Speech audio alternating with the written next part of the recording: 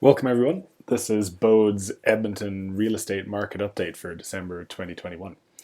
So I'm going to quickly show you what's happening in Edmonton at a very high level in terms of the macro trends of supply and demand and prices.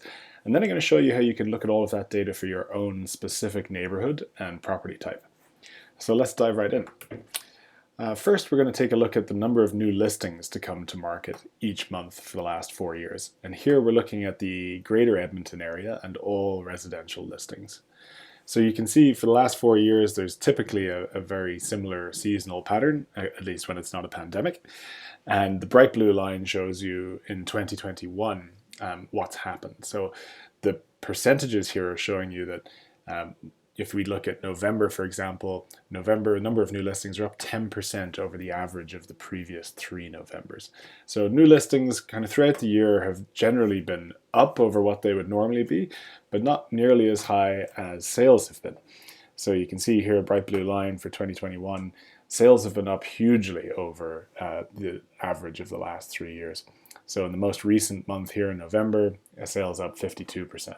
Versus the average of the previous 3 Novembers. So sales continuing to stay very strong. There was a period here where they were starting to come back down more towards normal, but November, another very strong month for sales. So with sales doing so well and not quite as many new listings proportionately, that means that the total number of homes for sale is going down.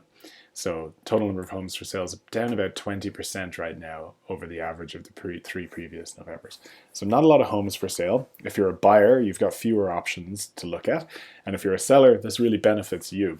And you can see this also if we look at months of supply here to the right. So months of supply is a metric looking at both supply and demand at the same time. Effectively, it's saying, given all the homes for sale right now and how many homes sell per month, how many months would it take to sell through all the available homes?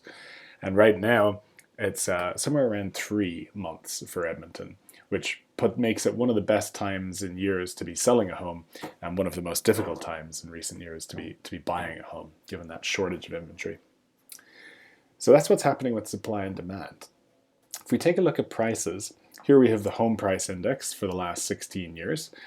You can see here in 2021, home prices have gone up quite quickly for most of the year, but the last 3 to 5 months have really seen a slowdown. So prices starting to level off, even starting to come down a little bit.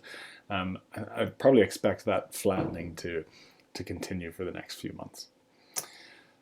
So we really have to make sure you look at this data for your specific community and your property type, because it can differ quite a lot. For example, detached homes doing much better than apartments right now. So you need to go and check out how your specific area is doing. And you can access all that data you need at Bōde.ca. So you can take a look at our market data page where you can see all of the same supply and demand metrics that we were just looking at, as well as trends and prices. You can see that on our market data page. You can also look up the price every home is sold for in the last 11 years. And finally, if you want to take a look at some comparables for your home, you can enter 8 key features of your home and see the most similar live listings, as well as the most similar sold listings or recent comps. So check all of that out at Bōde.ca and join us again next month. Thanks very much.